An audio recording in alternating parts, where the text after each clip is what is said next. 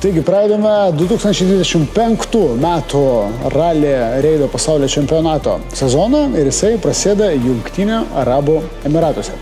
Šiandien mes esame Dubajuje, CF Moto atstovybėje, kur mūsų laukia susitikimas su CF Moto partneriais ir draugais. Taigi papasakosime, kokias pergalės ir ką mes esame pasiekę su CF Moto, bei pasidalinsime įspūdžiais apie tai, kas mūsų laukia šiais metais. Pradedame sezoną 2025.